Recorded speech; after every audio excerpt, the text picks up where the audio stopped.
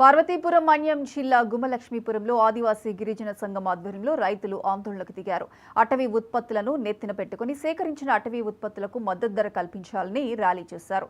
గిరిజనులు సేకరించిన చింతపండుకు జీసీసీ 60 రూపాయల మద్దతు ధరతో కొనుగోలు చేయాలని డిమాండ్ చేశారు.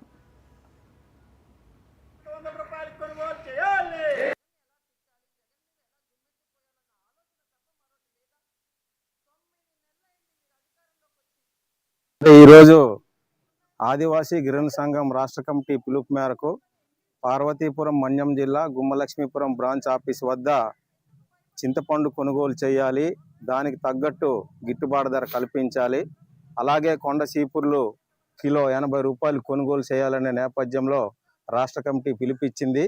ఇది గతం నుండి ఆదివాసీలు అటవీ ఫలాలు సేకరించి అమ్ముతున్నటువంటి పరిస్థితి గతం నుండి ఉంది.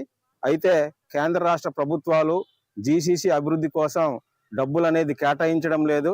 కాబట్టి మొట్టమొదటిగా మా డిమాండ్ రాష్ట్రంలో ఉండేటటువంటి జీసీసీలు అభివృద్ధి కావడానికి 1000 కోట్లు కేటాయించాలని మేము ఈ సందర్భంగా డిమాండ్ చేస్తున్నాం. అలాగే అటవీ ఫలాశయాలు సేకరిస్తున్నప్పుడు గిరిజనులు చింత చెట్ల పైన ఎక్కి సేకరించేటప్పుడు చాలా మంది గిరిజనులు ప్రతి ఏడాది కూడా చనిపోతున్నటువంటి పరిస్థితి ఉంది. దీని నుండి ఐటీడీఏ సహకారం అనేది ఏ రకంగా కనిపించడం లేదు. అలాగే శ్రమకు తగ్గ ఫలితం కూడా రావడం లేదు. అటవీ ఫలాశాలలో భాగంగా నల్లజీడి కావచ్చు, నల్ల మామిడి కావచ్చు, అలాగే చింత కావచ్చు, కొండ చీపుర్లు కావచ్చు, ఈ అటవీ ఉత్పత్తుల సేకరణ అనేది పూర్తిగా జీసీసీ నుండి కొనుగోలు అనేది